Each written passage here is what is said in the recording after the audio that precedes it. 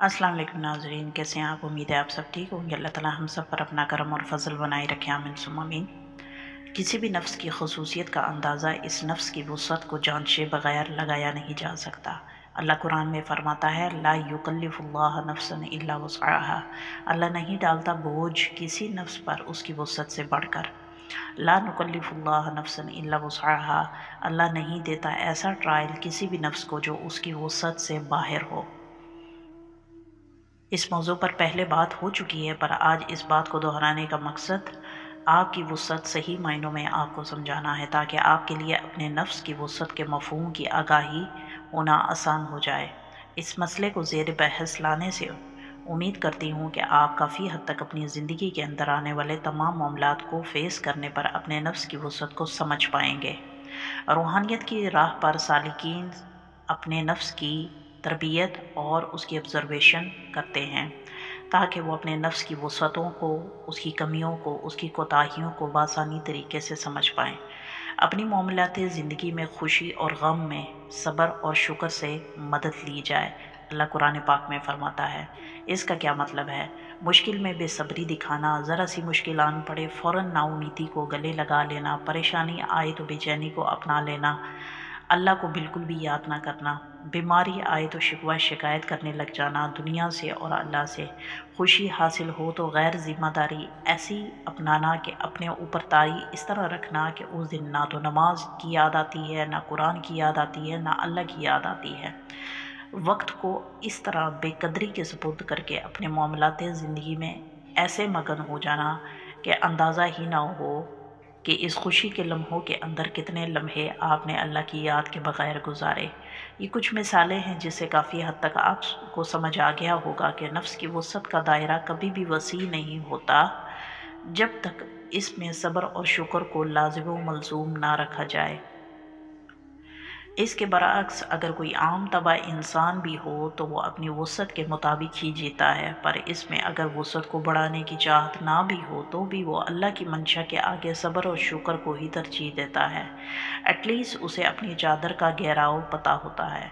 इस सूरत में जो नफूस अल्लाह पर उम्मीद को नहीं छोड़ते, अच्छे बुरे हालात में एक जैसा ही तर्ज अमल अपनाते हैं, अल्लाह ऐसे नफूस को यकीन की दौलत अता करता है।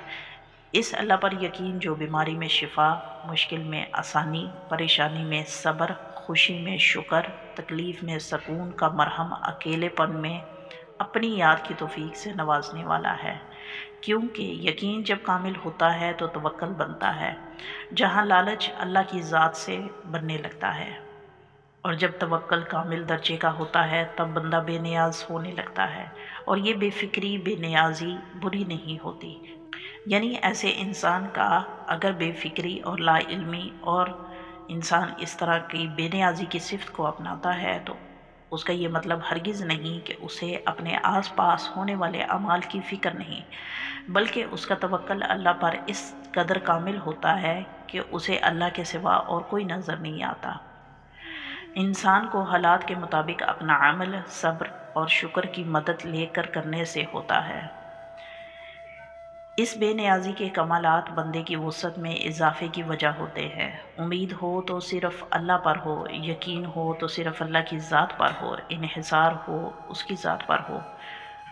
असल में जब इंसान पर कोई मुश्किल या परेशानी आती है तो हम अल्लाह पर उम्मीद लगाने की बजाय लोगों यानी दुनिया पर उम्मीद लगाना शुरू कर देते हैं, और यही हमारी सबसे बड़ी मिस्टेक होती है कि किसी भी परेशानी और मुश्किलात के अंदर दुनिया को उम्मीद भरी नज़र से देखना सालिकीन के लिए अव्वल तरजीह नहीं होता, बल्कि वो हर मामले के पीछे अल्लाह की ज़ात को देखता है। चाहे जैसे भी हालात आएँ, अच्छे आएँ, बुरे आएँ, अल्लाह को गिले शिकवे करने की बजाय उन मुश्किलात और परेशानियों के अंदर सब्र शुक्र को अपनाते हुए, उसकी मसलहत को समझते हुए हिकमत से काम लेता है और अपने उस वक्त को गुज़रने का मौका देता है।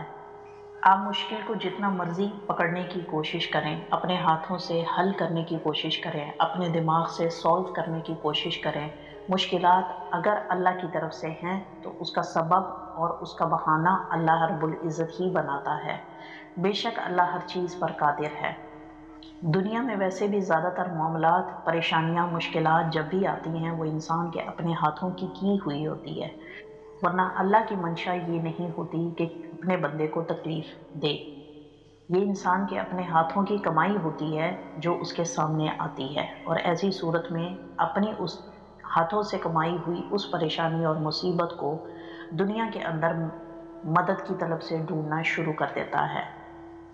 میں امید کرتی ہوں کافی حد تک آپ کو سمجھ آ چکا ہوگا آج کی ویڈیو میں کہ نفس کی وسعت کا اندازہ تب تک نہیں ہو سکتا جب تک اس کو برے سے برے وقت، مشکل سے مشکل حالات اور بیماری سے نہ گزارا جائے۔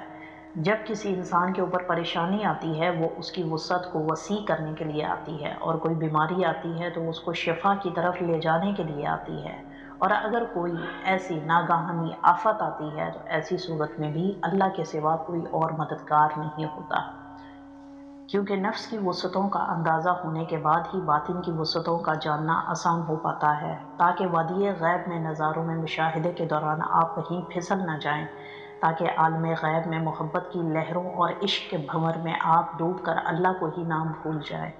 آپ کا عمل ایک دن آپ کا ضبط بنتا ہے، پھر یہ ضبط آپ کا قتل بنتا ہے۔ اپنی عمر کو گنتی کی لڑی میں پرو کر اے سالک، واجب ہدف ہی ایک دن آپ کا صبر بنتا ہے۔ یعنی انسان اپنے برداشت کے پیمانے کو جتنا زیادہ بڑھاتا چلا جائے گا، ایک وقت ایسا آتا ہے کہ تکلیف کا احساس ہونا بند ہو جاتا ہے اور خوشی کا احساس ہونا بھی بند ہو جاتا ہے۔ اس وقت بندہ ضبط کو اپنے اوپر ایسے اوڑھ لیتا ہے جیسے آپ کا ہونا نہ ہونا ایک برابر ہو جاتا ہے۔